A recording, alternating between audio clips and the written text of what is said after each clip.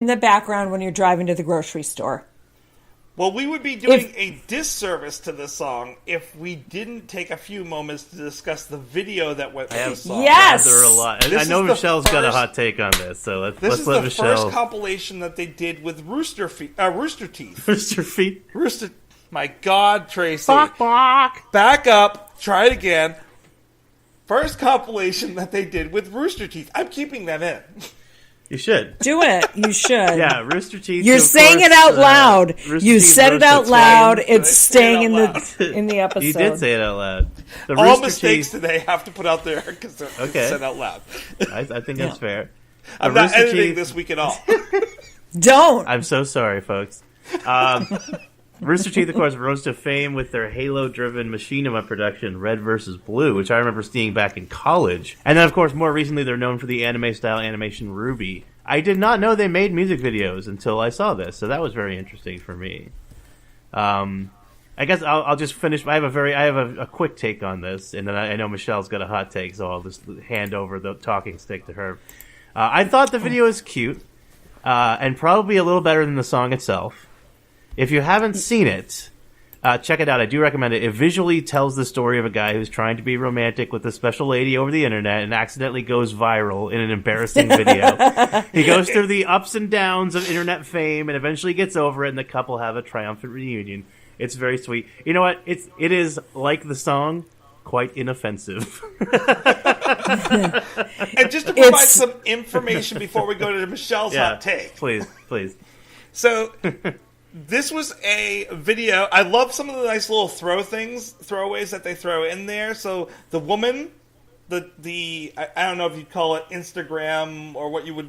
It's basically some kind of social media of some sort. Her name MySpace. On it. Yeah. Her name on it is maybe Katie19. I love it. Thank you. Nice throwaway BNL. So this is Meg Turner, who is a cosplay person, known for her cosplay, her web series. She's a co-host for The Know and The Patch, which is a gaming podcast, Aaron. Oh, nice. She is also in the movie Laser Team, which we'll be getting to at the beginning of next year. And she's dating, at the time and still currently, the other person in this video, who is Gavin Free. He is an English actor, director, cinematographer, and, of course, internet personality. He was the former creative director of Rooster Teeth, and he directed Season 7 of Red vs. Blue, as well as being the voice of Jones in Red vs. Blue. He was Woody in Laser Team, which we get to talk about next year. He's also in the Odds Are video, which we'll come back to in a couple of years. And he's the creator and co-host of the Slow Mo Guys web series, which is what really made him big. So, there's all the information. I think I met him. He looked familiar in the video. I think I met him at PAX East 2 years ago. I don't know if he was there or not, but he looked familiar. We met some guys from Rooster Teeth, and it might have been Gavin. So that's really cool. Interesting. The big man in Rooster Teeth, like for a very long time. He was like the big actor, the big writer for them, as well as the co-founder of it. So our creative director of it. So like he was a big man for Rooster Teeth. So if they were there, my guess is that he was there. Interesting. So I might have met him. Yeah, that's kind of a weird. That was for Controller Throwers, by the way. Check us out at controllerthrowers.com or twitch.tv/controllerthrowers. If you meet him this year, you'll have to ask him to come on.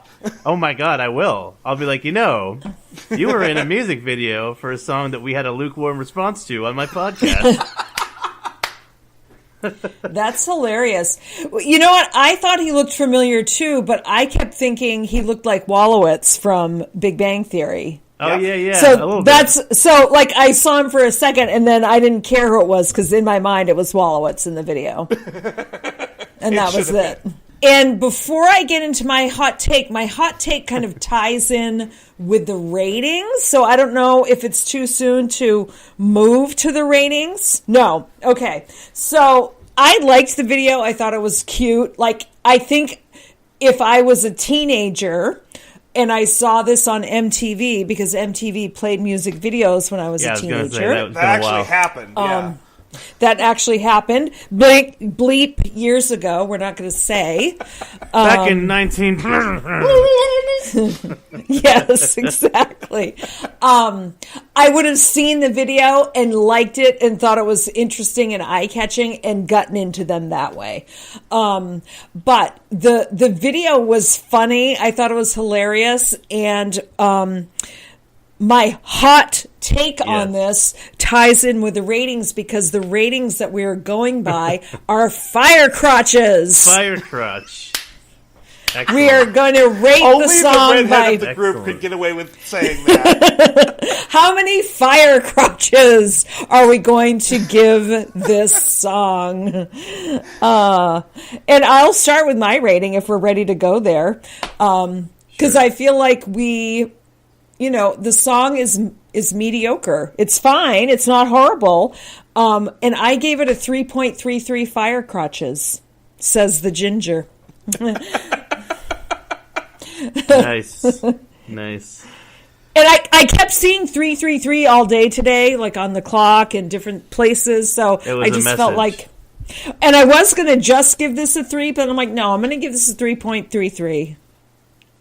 And that's what I say. Aaron, why don't we go to you? Okay. And how many fire crotches do you give this song? Apparently my mouth was on fire. And I had to put it out with haterade. So I did not like it as much as you. Here's the deal. I remember. Hold on. I want to check on my score for. While you're checking on your score, I just want to say I'm choosing fire crotches for the rating of this song, just to clarify with everybody listening.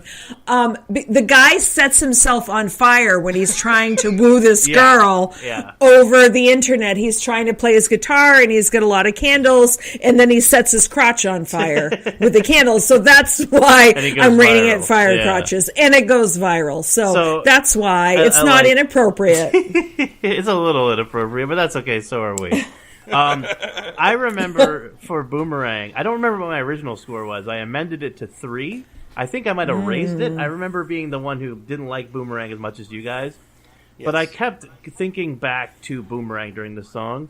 I like Boomerang more than I like this song, so I can't rate it higher than a 3, which is what I had. So unfortunately, it's definitely above average.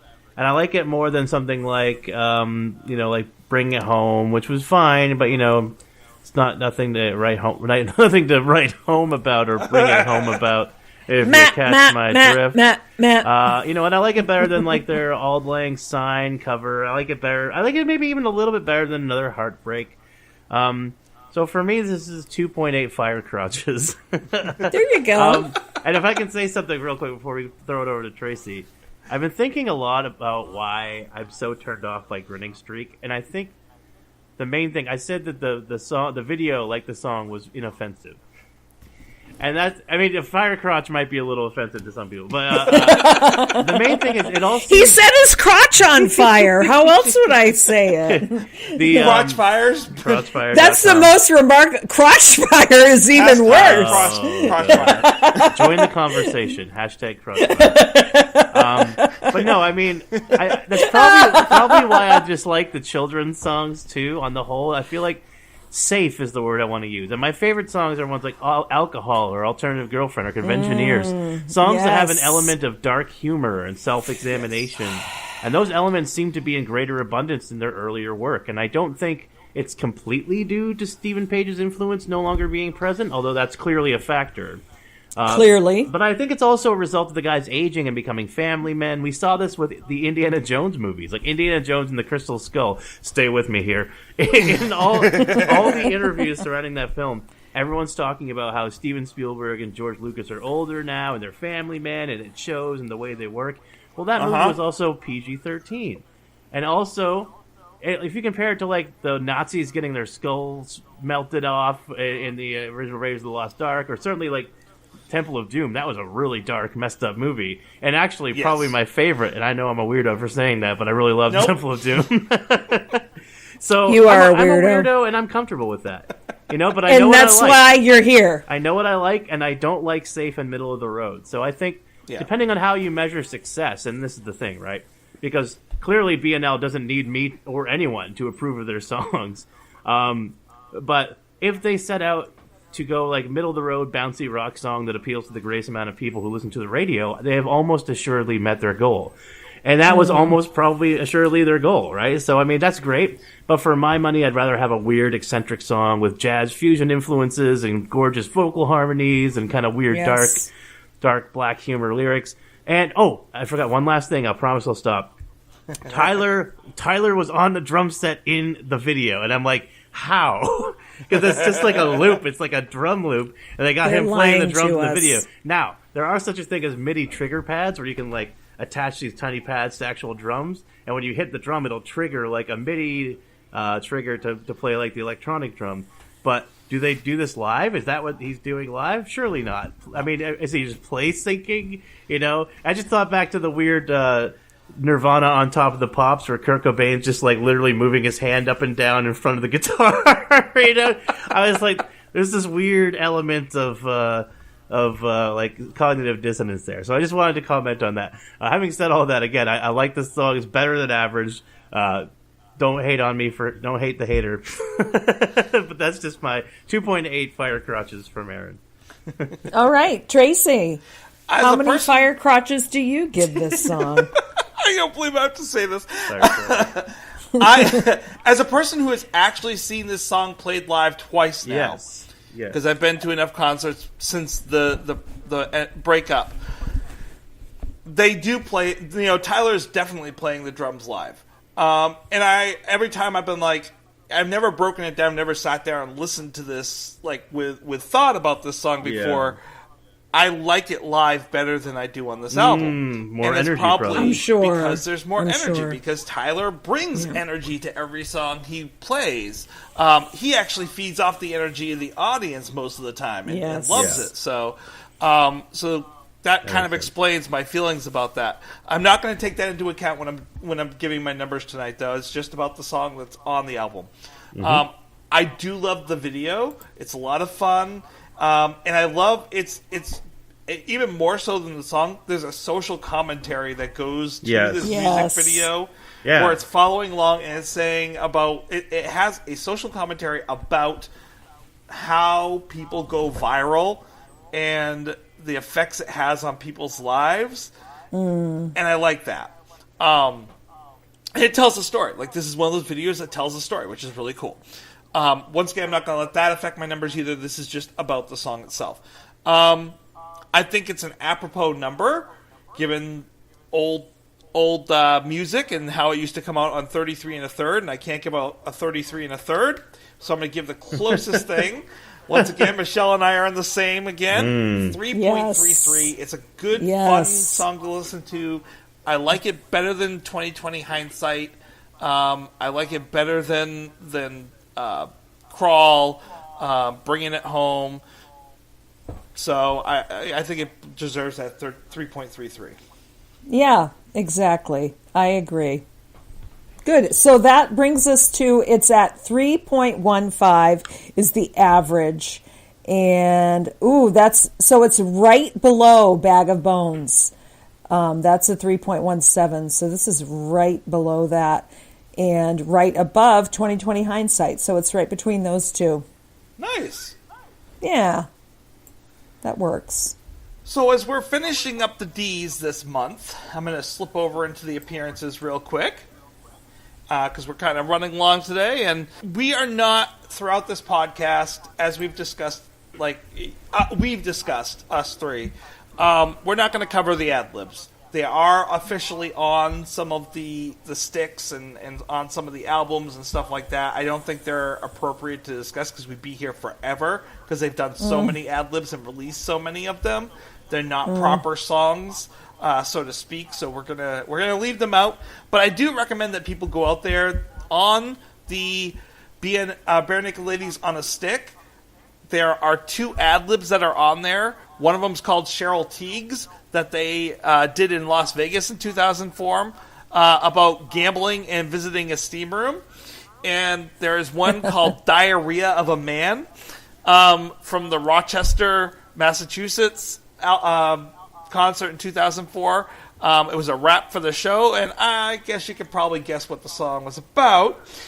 I recommend going and listen to it. It is them early on, still with Steve, having a lot of fun, and it's just great to listen to. If you've never seen them live when Steve was around, this is one of those great things to kind of go back and watch because it's really enjoyable to listen to the two of them going with each other. This